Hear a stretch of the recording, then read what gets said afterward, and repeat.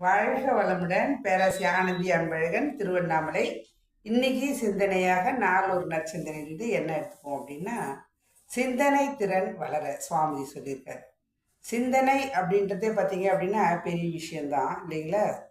சிரிக்கவும் சிந்திக்கவும் தெரிந்தவன் மனிதன். அப்போ சிந்தனை என்பது அவனோட அறிவாட்சி தரத்தையும் அவனோட அறிவையும் காட்டுகிறது. ஒருத்தர் சொல்கிறாங்க செய்கிறாங்க அப்படின்னா அது முத்து போலது அந்த சிந்தனை.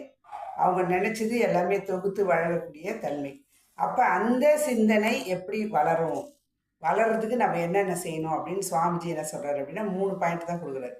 ஃபஸ்ட்டு நம்பர் 1 பார்த்தீங்க அப்படின்னா திட்டமிட்டு செயல் புரிதல். அடுத்தது அறிவு என்ன பண்ணுங்க, விழிப்பு நிலை அவேர்னஸில் இருக்கணும். அடுத்தது 3வது தற்சோதனை. திட்டமிட்டு செயல்படுதல் அப்படின்னா என்ன, பிளான் பண்ணணும் ஒர்க்கில். அடுத்தது அவேர்னஸ் விழிப்புணர்வு. 3வது பார்த்தீங்க அப்படின்னா தற்சோதனை அகத்தாய்வு நம்ம செய்யணும். அப்போ இது 3 நம்ம செஞ்சோம் அப்படின்னாவே நம்மளோட அறிவு செயலுக்கு வர ஆரம்பிக்கும். ஏன் அப்படின்னா செதுக்கிக்கிறோம் நம்ம. அந்த செதுக்கும் பொழுது தான் பார்த்தீங்க அப்படின்னா அறிவு பல விதத்தில் போகுது. எண்ணங்களாக மலர்ந்து என்ன பண்ணுங்க, 5 புலன்கள் வழியாக மனங்கள் வழியாக எந்த விதத்திலாவது வெளியேறி கொண்டே இருக்கிறது அறிவு.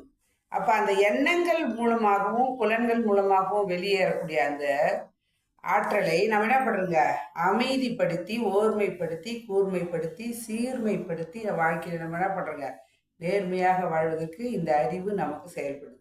நம்மளோட அறிவை கொண்டு தான் நாம் செயல்படுறோம். அப்போ பொதுவாக என்ன சொல்லுவாங்க அப்படின்னா, உனக்கு அறிவு இருக்கா அப்படின்னு கேட்பாங்க. அப்போ நம்ம என்ன நினைக்கிறோம், என்ன இப்படி கேட்டுட்டாங்களே அப்படின்னா நம்ம செய்யக்கூடிய செயல் அவங்கள எந்த விதத்துலையோ ஒரு பாதிச்சிருக்கு.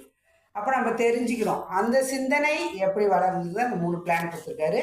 ஃபஸ்ட்டு பார்த்தீங்க அப்படின்னா விளைவை கணித்து அதற்கு ஏற்ற அளவில் முறையிலும் மனம் மொழி செயல்களை பயன்படுத்துதலே திட்டமிட்டு செயலாகும். அந்த திட்டமிட்டு செயல்படணும் அப்படின்னா என்ன பண்ணுங்க, நம்ம என்ன செயல் செய்கிறோமோ அதுக்கேற்ற விளைவை கணிக்க வேண்டும்.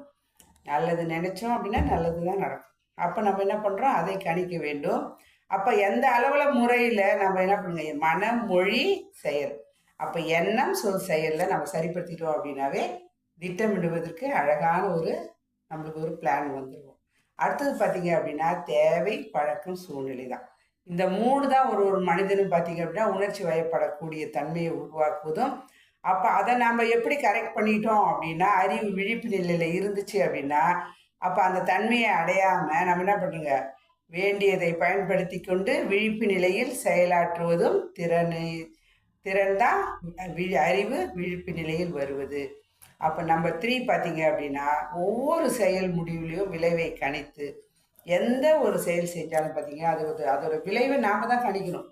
அதான் சுவாமி அழகாக சொல்ல பாருங்க ஒரு பாடல, செயலிலே விளைவாய் தெய்வ ஒழுங்கு அமைப்பிருக்க தவறெழுத்து பின் பரமனை வேண்டுவது அப்படின்னு.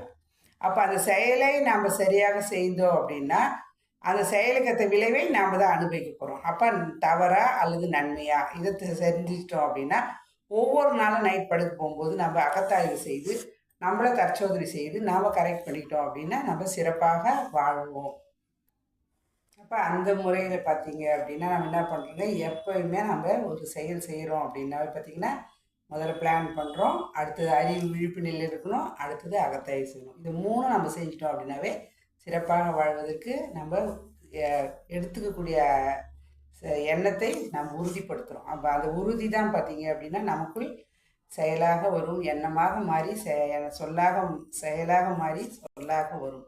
அந்த விதத்தில் எண்ணம் சொல் செயல் அறிவு விழிப்பு நிலையில் இருப்பதற்கும் வாழ்க்கையில் எல்லா வகையிலும் அமைதி வெற்றி உயர்வு பெறணும் அப்படின்னா சிந்தனை திறனை வளர்க்கக்கூடிய இந்த 3ஐயும் சிந்தித்து திட்டமிட்டு செயல் அறிவு விழிப்பு நிலையில் செய்து தற்சோதனை செய்து வாழ்க்கையில் எல்லா வகையிலும் அமைதி வெற்றி பெறுவோம் என்று சொல்லி இந்த அற்புதமான வாய்ப்பை அளித்த இறைநிலைக்கும் குருவர்களுக்கும் இது காலம் செய்யும் எடுத்த அனைத்து நல்ல அன்பு உள்ளவர்களுக்கும் நன்றி. மீண்டும் சந்திப்போம், சிந்திப்போம். வாழ்க வளமுடன்.